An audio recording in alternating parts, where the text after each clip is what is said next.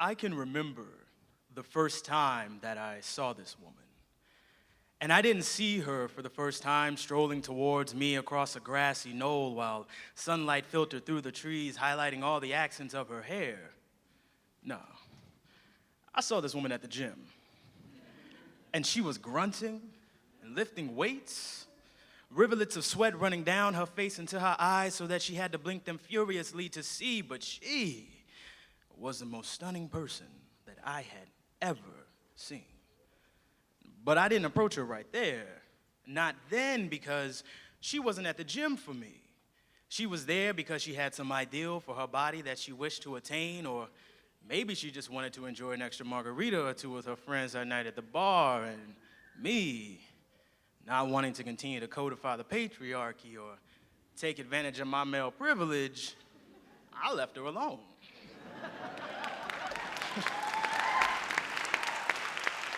But some days, she would look at me and she would wave, and I would wave shyly back. Or she would smile in my direction, and I made sure my bicep curls looked real good that day.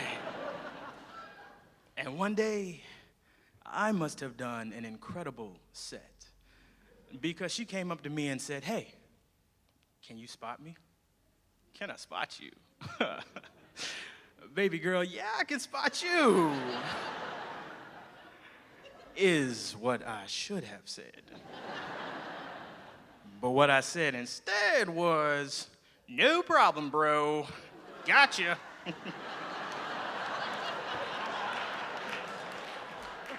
But I must have been the best spotter this side of creation, because shortly afterwards, when we were finished and I was heading toward the exit door, she came up to me and said, "Hey, would you like to grab a drink?"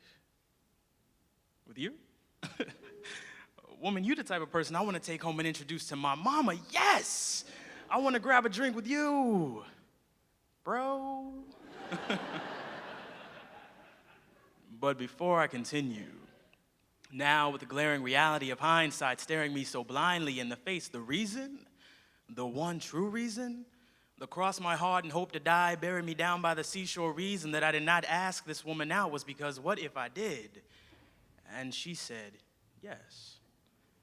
And then she began to like me, and I started to like her.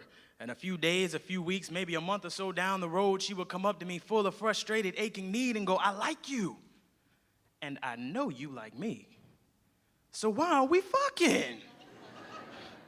And I would have to lift her deft hands away from my belt buckle, remove her nimble fingers from my zipper and go, "Baby, wait 1 second, baby, please, baby. I ain't got no dick, boo. Ain't nothing here." And I had never had that conversation with a woman before. And what if I did it wrong? Or what if I waited too long? Or what if I began to fall in love? And when she found out, what if she left? There were so many what ifs. But at that moment, I was just excited. You see, I know I broke about 1,000,000 laws on the way to that bar. I was speeding, click it or ticket, what is that? I didn't put my seatbelt on, and I know I was texting my best friend just to let him know what had happened. And when we got to the bar, the cacophony of sounds, the press of bodies, but I got us a table. We had a table. And the two of us sat down with our drinks, and we began to talk. And she was into me. I could tell she was into me. She was leaning forward, playing with her hair, biting her lower lip, running her fingers down the delicate flesh of her neck. But here is the thing. I am a man of words. Words have been my salvation as long as I could remember. The light at the end of a tunnel I never thought that I could reach. Words lifted me from the valley to the mountaintop so that I could see. And I just needed to know if words could make her soul sing too. And so I had one question. Just one thing I needed her to answer. And so I asked, "What are your favorite books?" And she hesitated. And I got excited because a reader, a true reader, They have more than one favorite book. They have more than one favorite genre. And here was this woman in front of me who had read so many novels, so many novellas, so many poems that she couldn't pick just one. And she opened her mouth and she said to me, "Boy, you are so silly. I don't read."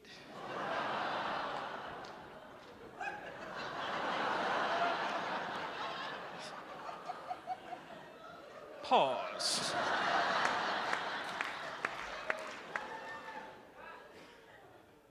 And just like that, her siren song became a banshee's wail, and I found myself thrown into the sea of confusion, shipwrecked, capsized, and tossed onto the rocky shore of disillusionment, because how could it be? How could a woman as seemingly incredible as she sit here in my face and say, "I don't read"? And I'm not sure if it was the fact that I was no longer as attracted or as enamored, but I just said it. "Oh, yeah? Well, I'm trans." Like, I don't know what you want.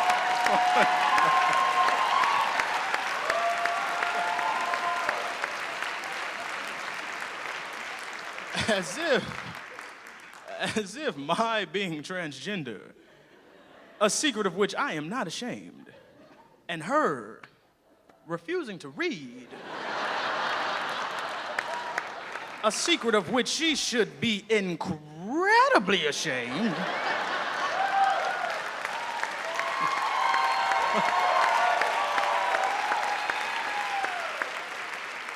as if they were somehow equal. Like, and so then she says to me, "Well, what does that mean?" "Well, it means that I was female assigned at birth, and now I take testosterone, and here I am." "So, you don't have a penis?" "No." "Well, what happened to it?"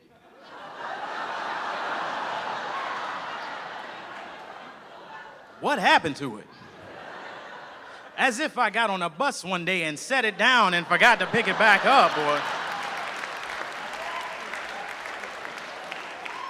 or I was sent marching off the war and fell victim to a penile IED. I mean, woman, you really don't read,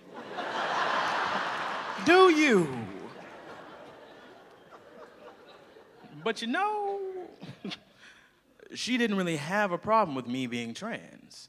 In fact, she would often say, "Well, I like you."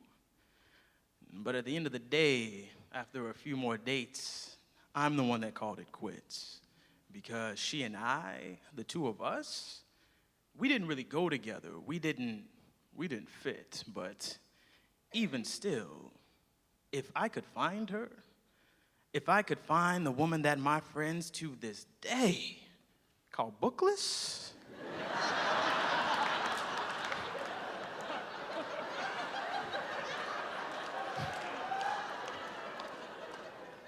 I would thank her. Because if it weren't for her, I would still believe that my relationships would end or fail to begin because of the physicality of my body, and that just isn't true. My relationships have suffered the same fate that most relationships do. Maybe I'm not into you, or you're not into me, or perhaps the chemistry isn't initially what we thought what it at first seemed to be, or maybe we were just two people clinging to one another on an island of loneliness until we built our raft and found our way back to the continent of humanity, and then we parted ways.